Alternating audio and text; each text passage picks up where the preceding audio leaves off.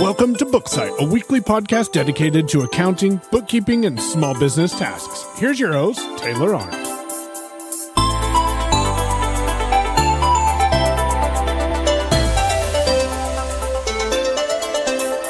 Hello, everyone. Welcome to episode 2 of the BookSight Podcast. And we are going to have a great show today. So we are going to be talking about our format and also some industry news. There's a lot of it this week. We've had 2 different conferences for accounting professionals. We're also going to be talking about some news in my life and some great new tech that I have picked up that's going to help me immensely.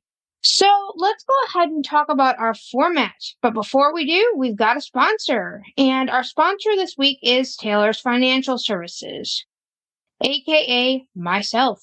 If you are looking for a bookkeeper who is reliable and wanting to make sure that your business is profitable and also help your employees to get paid on time, check out Taylor's Financial Services, link in the show notes.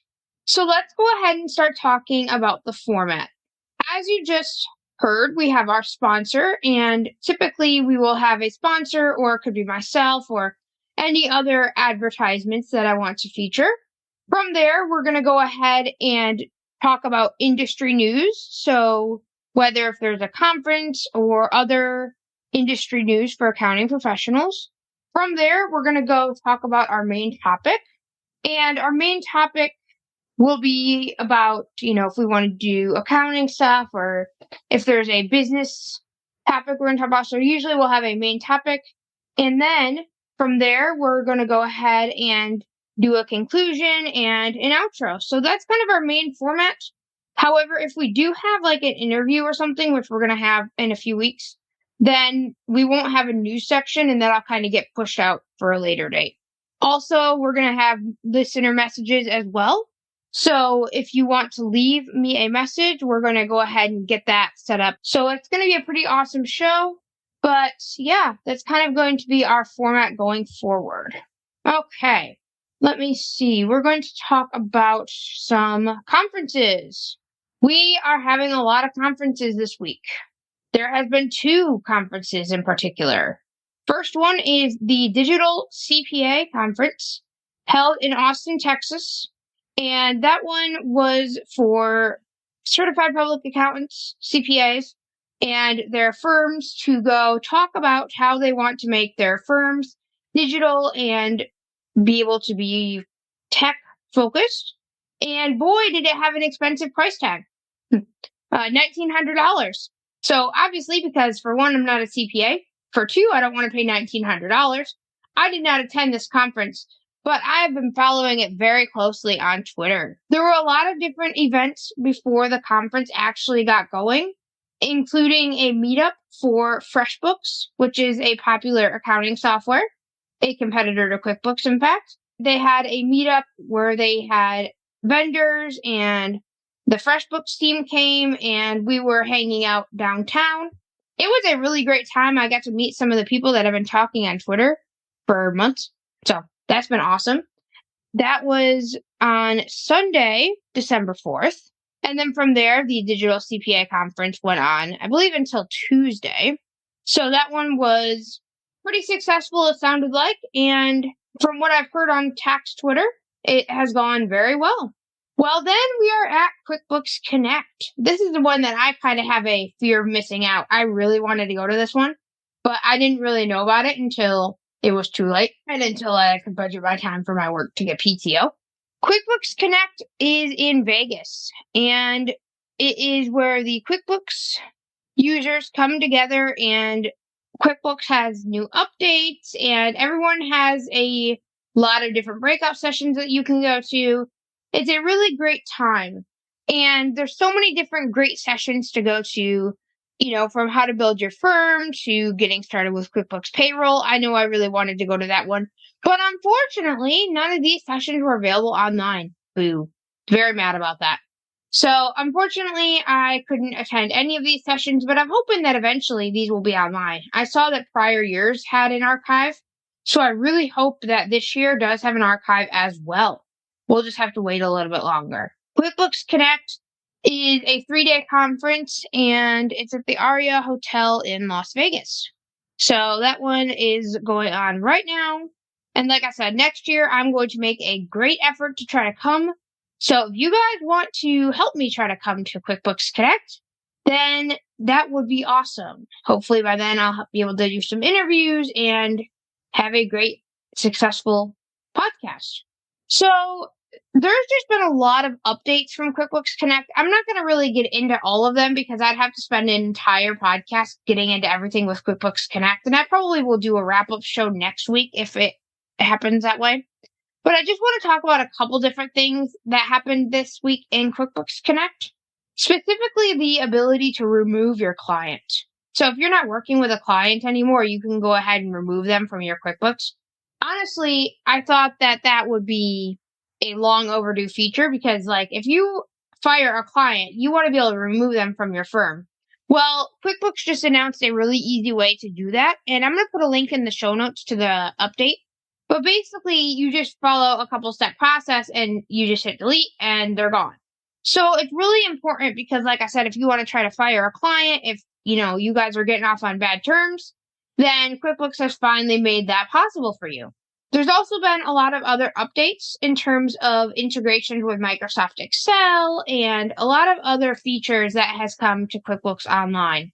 Also, I want to talk about something that happened on Twitter today that I saw, and it kind of made people really mad. If you guys have not checked Tax Twitter today, or when I'm recording this, there has been a post where someone was trying to get QuickBooks Desktop Accountant for the usual price of $300 or so. When they went to purchase the QuickBooks Desktop version, it was no longer available, and as a result, they were redirected to the $800 a year version instead of the $300 for 3-year version, signifying that QuickBooks really doesn't care about the QuickBooks Desktop infrastructure anymore, and therefore is going to be switching a lot of its users, which we already knew, to online. Now, I want to say this, and it's going to be controversial, so just watch out. QuickBooks Online is really, honestly, the better product, and I know that a lot of you guys love QuickBooks Desktop, and I know that I might get a lot of listener mail for this one, but I'm just going to say it right now. QuickBooks Online is a lot more accessible, it's a lot more modern, it's a lot more scalable and flexible. And so I don't really miss QuickBooks Desktop. In fact, I've never used QuickBooks Desktop. So I understand where people are coming from, and all these things are like, Intuit, you are awful, or Intuit, go away, or all these other hate comments towards Intuit. But at the end of the day, we have to make sure that we have QuickBooks Online and QuickBooks Desktop for the users who like it. It's almost like QuickBooks Desktop is the Windows 7 equivalent, as my boyfriend Michael put it earlier this morning. So I know that's probably a bad reference, and I know I'm going to get a lot of listener mail. But the conclusion of this story is that I would advise you guys to switch to QuickBooks Online like now. And they said that QuickBooks Desktop will be phased out in 2025. So I would just watch out for that. That's something I did hear on Twitter. I don't really have anything to back that up. But anyways, that's kind of the rant about QuickBooks Desktop. Let's talk about our main topic. So I want to get into a couple different things today. I want to talk about some new technology, and I also want to talk about other interesting items that you guys will probably find helpful. I want to expand more about my blindness. And the first episode, I said that I am blind and I do bookkeeping. And I kind of want to explain a little bit more about that. So I was born blind with a condition in my eye called septo-optic dysplasia optic nerve hypoplasia. And in layman's terms, this is basically my optic nerve fully didn't develop, which caused a whole bunch of problems, including my vision being crappy. And as a result, that's kind of how I am blind. And that is how I have ADHD and other problems. But mainly this causes my blindness. And I've always, like I said, been interested in finance, but really it's been this past year. And I think that I've been able to get out of my shell since I've moved to Texas and everything has kind of fallen into place. So I just wanted to expand upon that because a lot of people ask me how much vision do I have? And the simple answer is I have lights, colors, and shadows. Imagine yourself in a room full of accounting professionals, like at the FreshBooks meetup, and I could see a bunch of people in a room. I could see that there was like a bunch of windows and it kind of led outside, but I couldn't actually see what these people looked like nor what kind of facial features they had. So I could see that there was outlines of people, but I couldn't actually see that there were any actual people in terms of their facial features. And I really think that that kind of sums up my vision in a nutshell. So while I have some sight, a lot of things that I do are non-visual simply because if I blew something up, I would have to blow it up to like 500 times the proportion because it would just take me so long to do anything. And plus, my brain would just be like, I'm overloaded and I can't do anything. So that's kind of why I do everything non-visually. Even though I have some sight, I don't have enough where it would actually be useful to do things in terms of blowing it up without a screen reader.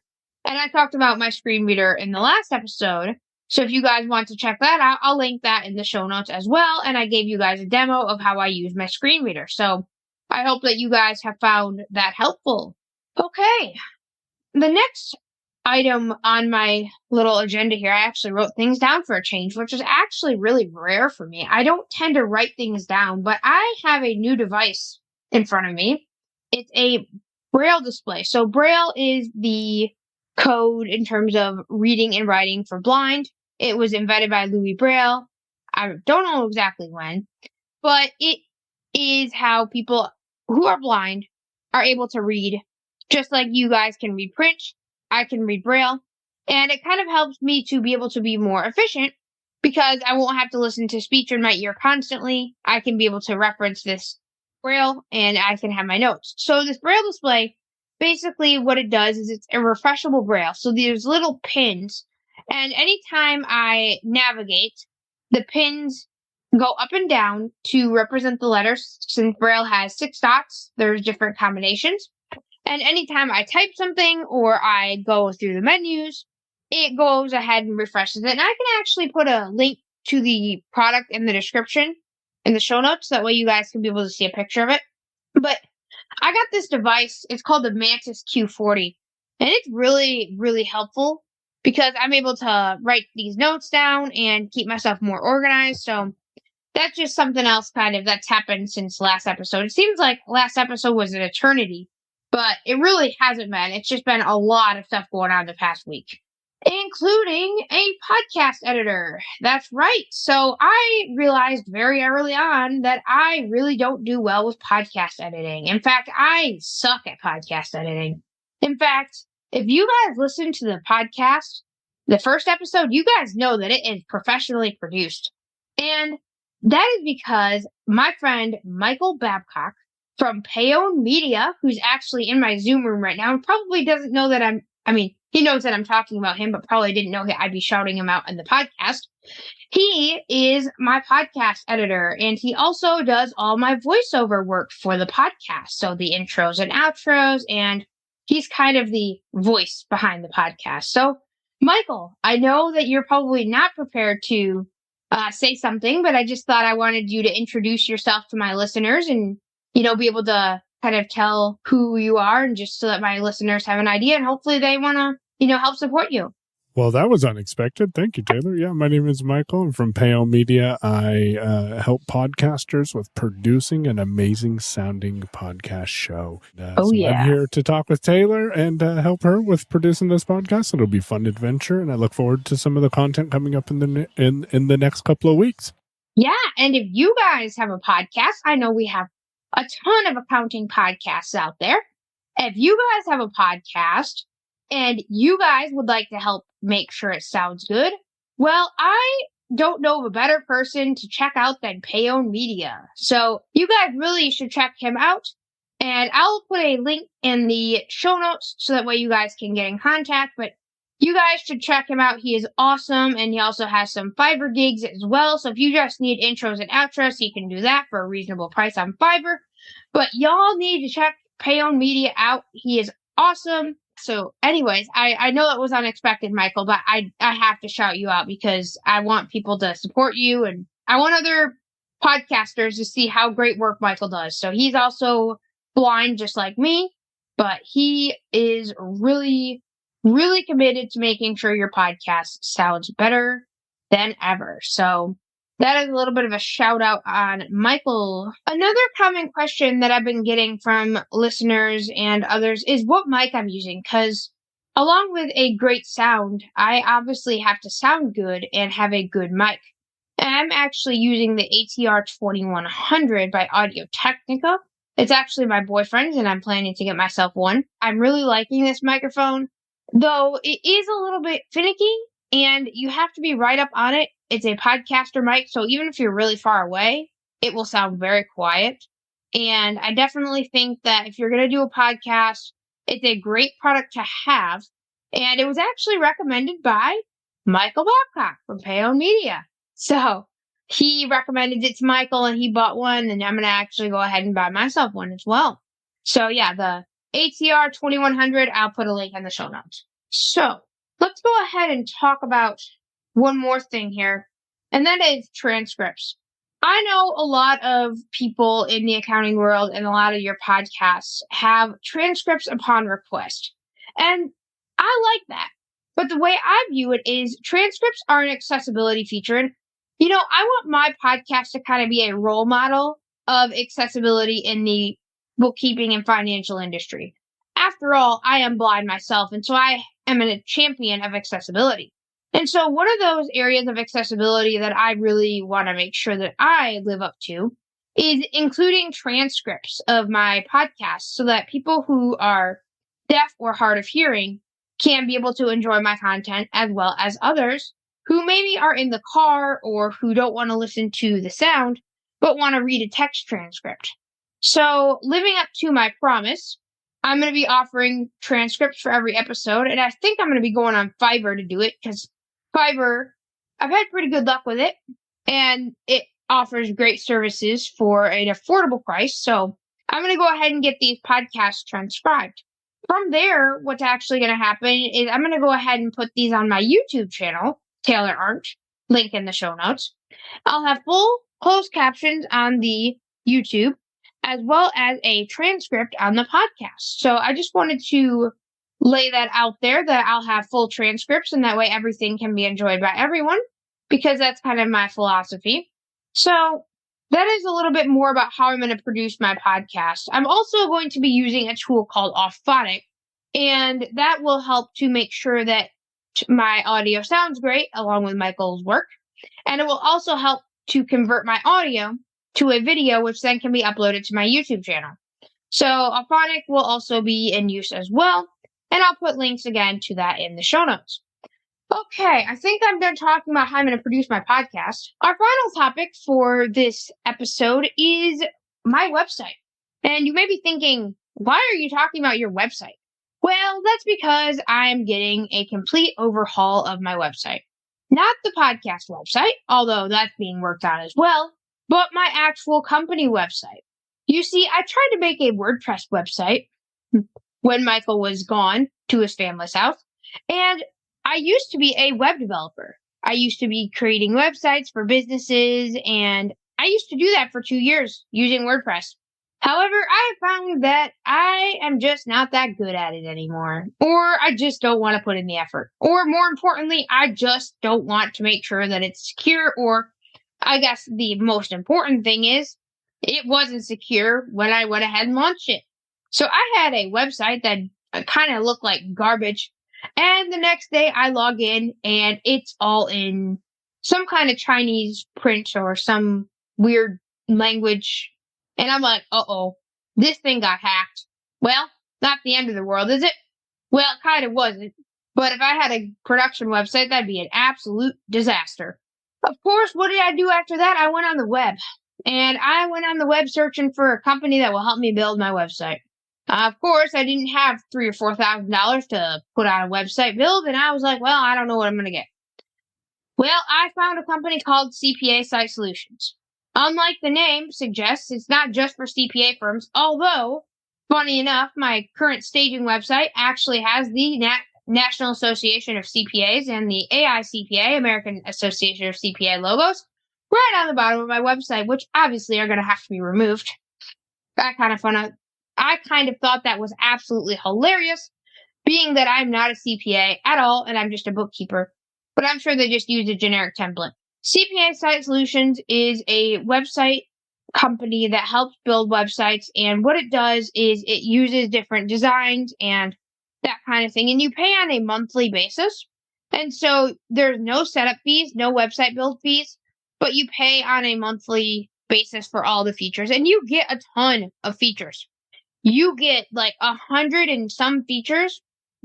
Granted, their pricing is kind of expensive, but here's the thing. Here's how I look at it, y'all.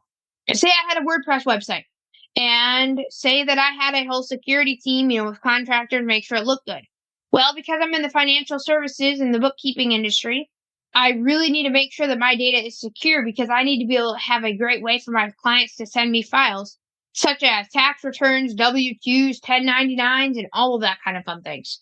Well, you see, if I had an actual WordPress website, chances are the data centers would not be approved for accounting data. I also would be running the risk that my website could be hacked and compromised, and all my clients' data could be at risk, thus making me liable for a huge lawsuit out of epic proportions. And in addition to all of that stuff, with CPA Site Solutions, I have a full team on my side, and I have full data center security. In fact, it's the same security that's required for publicly traded companies. So, long story short, while the price tag of CPA Site Solutions is not cheap, the way I look at it is if I were to get sued, that would be almost putting me out of business. And so basically what I get with them is I get the ability to put my website online. They have a bunch of different options. They've got media marketing and these different items that you can add to your website as well. They've got SEO services, search engine optimization, and they really are a digital agency specializing in CPAs and other financial professionals. So if you're an EA, enrolled agent, or you're a CFP, certified financial planner, or either of those industries, CPA Site Solutions can probably help you out. Or if you're a bookkeeper like myself, they're also great for that as well. So I'll put a link to CPA Site Solutions in the description and the show notes. Go ahead and check them out, and that will really be awesome. All right, I think that will do it for this episode of the BookSight Podcast. And I hope everyone has had a great day, and we will talk next week. So be on the lookout. We're going to have some interviews coming up, so I'm super excited about that. And in January, we're going to have a new series about setting your business up for success in the new year. So if you want to start up a new business, we're going to be talking about everything from business formation to marketing. And I'm going to be bringing on guests who are experts in different areas. And it's going to be a really, really great show. So be on the lookout. January, we're going to be starting that series, and I'm super pumped about that. So just kind of something to be looking out for. But anyways, without further ado, everyone, have a great day, and we'll talk soon. Thank you for tuning in to the BookSight Podcast. You can find show notes, transcripts, and ways to support the show at BookSight.net. Let's get social. Follow us on Twitter at BookSightPod and like us on Facebook at BookSight Podcast. You can also connect with us on Mastodon at accounting.social. Our host, Taylor Arndt, is on Twitter at TayArndt, and her website is at tayfinance.com. If you enjoyed the show, please leave us a review and let us know what you thought. We'll be back next week with more tips and insights on accounting, bookkeeping, and small business tasks. This was a Payon Media production.